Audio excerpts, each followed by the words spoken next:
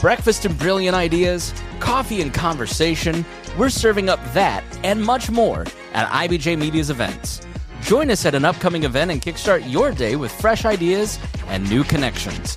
Check out our event lineup and register now at ibj.com/RSVP. This is Inside Indiana Business Radio on demand for Tuesday, September 9th, 2025. I'm Gary Dick. U.S. Secretary of Transportation Sean Duffy traveled to Indiana and Kentucky Monday to get a first-hand look at progress on the I-69 Ohio River crossing project.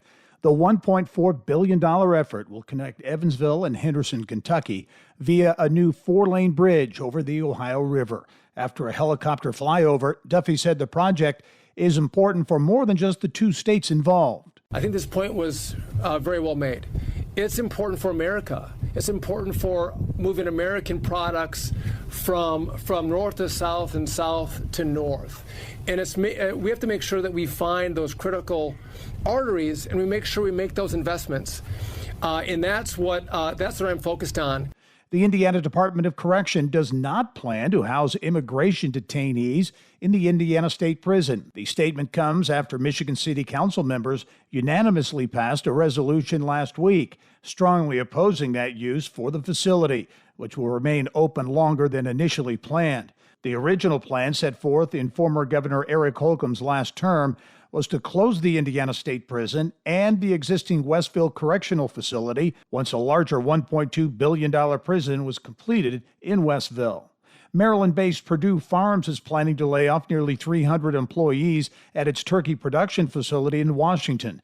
In a notice to the state, the Food and Ag Company said it is eliminating the second production shift at the Davis County location beginning next month. From the state's #1 source for Indiana business news, you're listening to Inside Indiana Business Radio.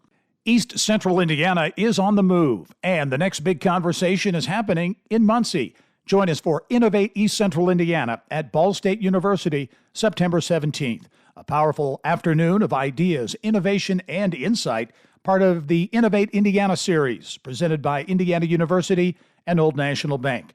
We're talking talent, technology, and transformation, and what's next for the region. RSVP now at ibj.com/innovate.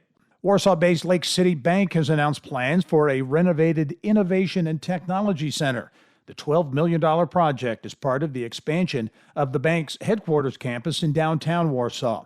Lake City acquired the building in 2024, and the project will include a transformation of both the interior and exterior in an effort to modernize the space. Butler University on Monday announced the launch of a student-led initiative to give students hands-on experience in venture capital and entrepreneurship. The Butler Angel Network, being developed by the university's Lacey School of Business, will also work to connect early-stage ventures with Butler alumni and community investors, says Lacey School Dean Craig Caldwell. I think in some ways, we hear a lot of things about, being a flyover state and you have to go to New York and California for capital. And we'd certainly like to lean into that problem and help solve that so entrepreneurs don't have to leave the state to go find that kind of support. But in addition to that, I think just it's really important for students to get a sense for what's going on with private money and private markets right now. It's certainly not as big as public markets, right? All the money that's in the exchanges is just voluminous. But the rate at which private markets and private activity is more than double the growth rate of public markets means that students really need to know this stuff when they leave university. They can't wait and kind of learn it out there on the job. Trine University is partnering with Infrastructure Engineering, Inc. to offer employees of the firm and their spouses reduced tuition for online undergraduate degree programs. Employees of the firm also will have access to more than 200 courses, free application for admission, and free online tutoring. This is Gary Dick for Inside Indiana Business Radio on Demand. Off the Record with Indiana's 250 most influential business and community leaders is a podcast that peels back the curtain on Indiana's most respected leaders, one episode at a time. Go beyond the headlines and hear the stories of grit and innovation that shape these leaders. If you want to know who's driving our state forward, this is a must listen.